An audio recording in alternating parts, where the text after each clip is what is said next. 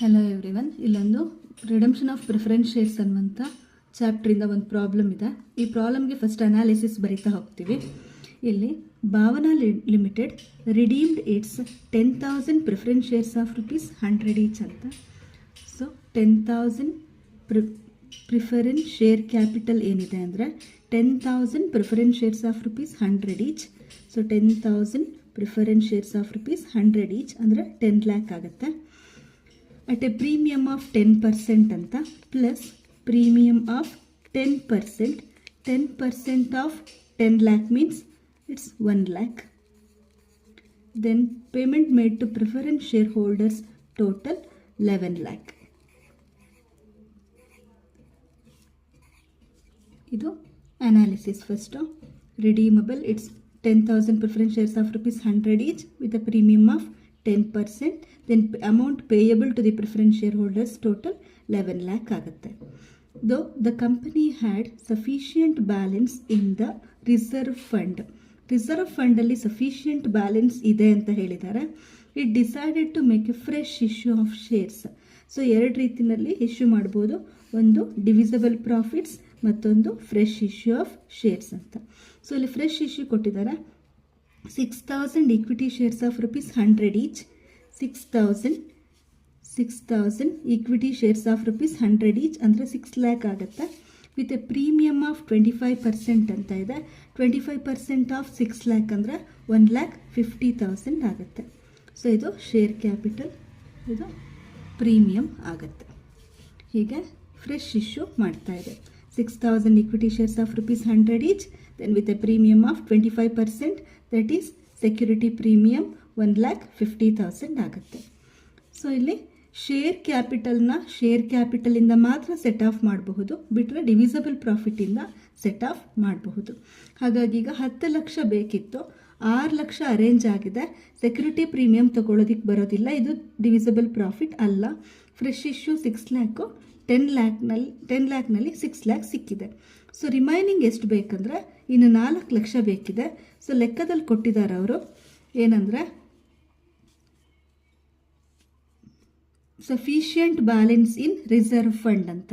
So reserve ಫಂಡಲ್ಲಿ sufficient ಬ್ಯಾಲೆನ್ಸನ್ನು ಹೊಂದಿದೆ, ಅದರಿಂದ ನಾವು 4 lakh ಡಿವಿಸಬಲ್ ಪ್ರಾಫಿಟಿಂದ ತಗೊಳ್ತಾ ಇದ್ದೀವಿ. ಅಂದರೆ ಈಗ 10 ಲಕ್ಷ ಬೇಕಿತ್ತು, 6 + 4 ಒಟ್ಟು 10 lakh ನಮಗೆ ಅರೇಂಜ್ ಆಗಿದೆ ರೀಪೇಮೆಂಟ್ ಮಾಡಲಿಕ್ಕೆ. ನೆಕ್ಸ್ಟು ಪ್ರೀಮಿಯಮನ್ನು ರೀಪೇ ಮಾಡಲಿಕ್ಕೆ ಸೊ ಇಲ್ಲಿ ಲೆಕ್ಕದಲ್ಲಿ ಕೊಟ್ಟ ಎಲ್ಲ ಡೀಟೇಲ್ಸನ್ನು ಎಂಟ್ರಿ ಮಾಡಿ ಆಗಿದೆ. ಸೊ ಪ್ರೀಮಿಯಮನ್ನು ರೀಪೇ ಮಾಡಲಿಕ್ಕೆ ನಾವು ಹಿಂದೆ ಸೆಕ್ಷನ್ 55 ನಂತೆ ನೋಡಿದ್ವಿ. Premium can be set of with the divisible profit or with the security premium ಅಂತ. ಸೊ ಇಲ್ಲಿ ಸೆಕ್ಯೂರಿಟಿ ಪ್ರೀಮಿಯಮ್ ನಮ್ಮ ಹತ್ರನೇ 1,50,000 ಇದೆ, ಬೇಕಾಗಿರೋದು 1 lakh ಮಾತ್ರ. ಸೊ ಸೆಕ್ಯೂರಿಟಿ ಪ್ರೀಮಿಯಮಿಂದ 1 lakh ತಗೊಳ್ಬೋದು. ಸೊ ಈಗ ನಮಗೆ ಬೇಕಿದ್ದ 11 lakh ಅರೇಂಜ್ ಆಗಿದೆ. 10 lakh, 6 + 4 6 lakh fresh issue of ಶೇರ್ಸಿಂದ, ಡಿವಿಸಬಲ್ ಪ್ರಾಫಿಟ್ ರಿಸರ್ವ್ ಫಂಡಿಂದ 4 lakh ಇದೆ.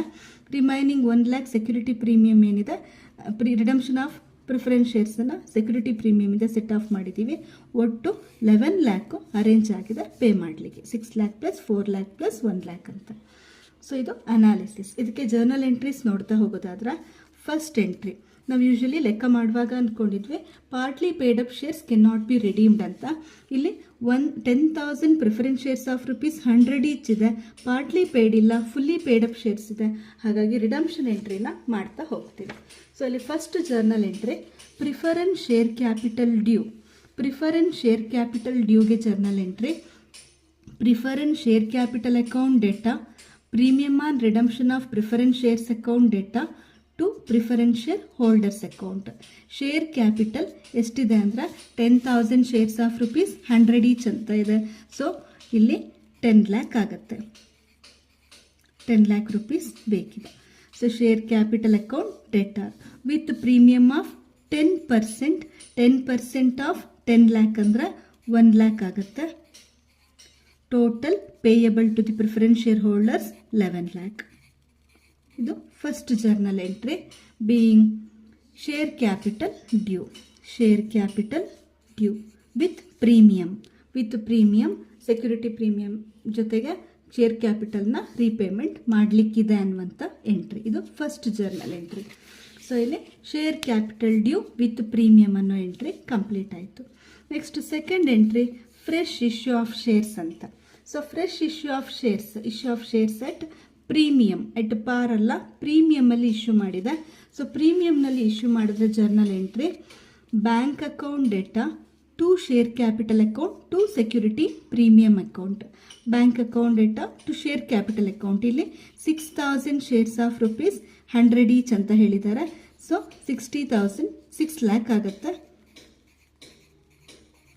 6,000 ಶೇರ್ಸ್ ಆಫ್ ರುಪೀಸ್ 100 ಈಚ್ ಅಂತ ವಿತ್ 25% ಆಫ್ ಪ್ರೀಮಿಯಮ್ ಅಂತೆ. ದೆನ್ 1,50,000 ಆಗುತ್ತೆ. 1,50,000 ಟೋಟಲ್ 7,50,000 ರಿಸೀವ್ಡ್ ಆಗಿರುತ್ತೆ.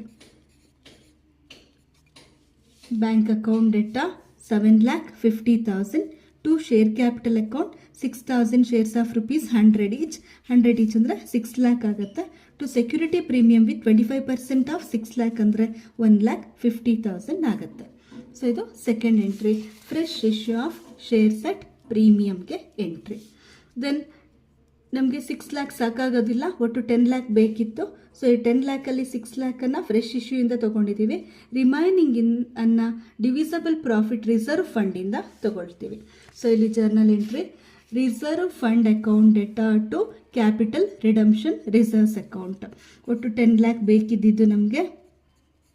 ಈ 10 ಲ್ಯಾಕಲ್ಲಿ 6 ಲ್ಯಾಕ್ ಅರೇಂಜ್ ಆಗಿದೆ ಫ್ರೆಶ್ ಇಶ್ಯೂ ಆಫ್ ಶೇರ್ಸಿಂದ. ಸೊ ರಿಮೈನಿಂಗ್ 4 ಲ್ಯಾಕಿಗೆ ಮಾತ್ರ ಈ ಎಂಟ್ರೀಸನ್ನು ಬರಿತೀವಿ ನಾವು. Reserve fund account data to CRR account capital redemption reserves account ಅಂತ. Reserve fund account data to capital redemption reserves account ಅಂತ. ಸೊ ಇದು ಥರ್ಡ್ ಜರ್ನಲ್ ಎಂಟ್ರಿ. ನೆಕ್ಸ್ಟು ಇಲ್ಲಿಗೆ fresh issue of shares complete ಆಯಿತು. ಡಿವಿಸಬಲ್ ಪ್ರಾಫಿಟ್ಸ್ ಅನ್ನೋದು transfer ಆಯಿತು CRRಗೆ. Next ಈ security ಪ್ರೀಮಿಯಮನ್ನು ಸೆಟ್ ಆಫ್ ಮಾಡೋ entry with premium on redemption of preference ಶೇರ್ಸನ್ನು ಸೆಕ್ಯೂರಿಟಿ ಪ್ರೀಮಿಯಮಿಂದ ಸೆಟ್ ಆಫ್ ಮಾಡಿದಂಥ entry. So security premium account data to premium on redemption of preference shares account. Security premium ನಮಗೆ 1,50,000 ಇದೆ.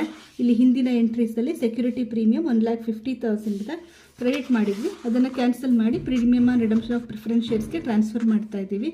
Security premium account data to premium on redemption of preference shares account. ಇದು ಎಲ್ಲಿದೆ ಅಂತ ಹೇಳಿದ್ರೆ first ಎಂಟ್ರಿನಲ್ಲಿ ಬರೆದಿದ್ವಲ್ಲ ಅದು. Premium on redemption of preference shares 10% ಇತ್ತಲ್ಲ 1 ಲ್ಯಾಕು, ಆ 1 ಲ್ಯಾಕನ್ನು ಸೆಕ್ಯೂರಿಟಿ ಪ್ರೀಮಿಯಮಿಂದ ಸೆಟ್ ಆಫ್ ಮಾಡ್ತಾ ಇದ್ದೀವಿ. Same 1 lakh. So security premium account data to premium on redemption of preference shares account ಅಂತ.